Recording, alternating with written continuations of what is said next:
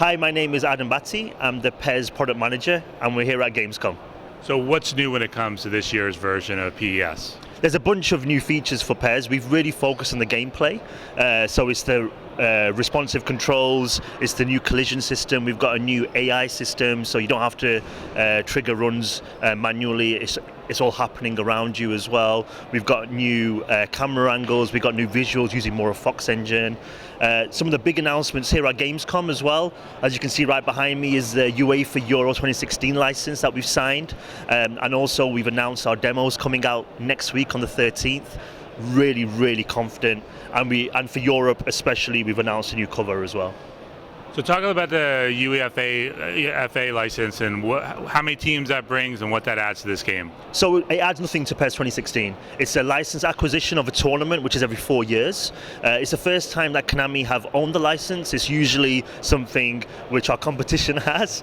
So it's a big coup for us. It's a statement to say that, yeah, you know, some of the licenses we sometimes don't get acknowledged for, but when something comes available, we are very aggressive and we're going to go and get it. So the real life tournament itself starts next year, and we'll announce therefore what we're going to do with this special license next year.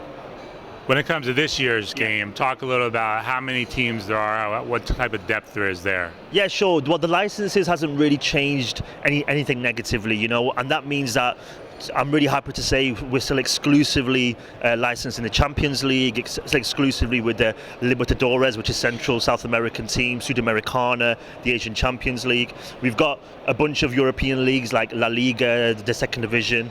We've got Ligue 1 and Ligue 2 in France. A whole host of teams. We're going to announce some really good news for the Latin American audiences as well. Over the next few weeks, we've got road shows going on in Chile and Argentina. Later in October, we've got Brazil as well. So we've got some really good announcements coming for PES for licenses. Talk a little bit more specifically about how you guys are adapting the gameplay this year and what people will notice when they pick it up.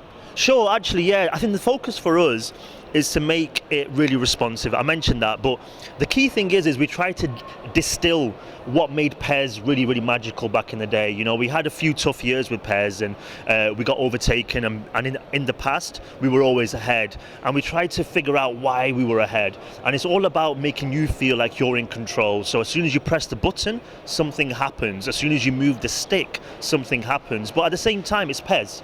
We have that depth. So even though it's super responsive, it's still even more responsive when you control Neymar, who's our cover star, because he's a great dribbler. When you pass the ball, you got people like Pirlo, who's known for being a better passer, and it's more accurate as well. And they're the kind of depth levels that PES has. To balance that, for the first time ever in PES, we've got a new collision system, which is basically everything's being calculated in real time. So you get players reacting, falling, complaining, but also if they don't need to fall, they'll continue, they'll stumble, and they'll go for the ball again. So they're the really key things that you'll notice as well as soon as you play the game.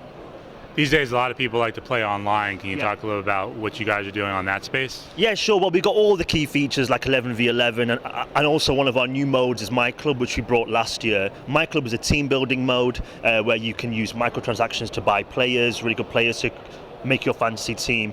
Since we introduced it last year, it's been a huge success. So for this year, we've made loads of improvements for this online mode.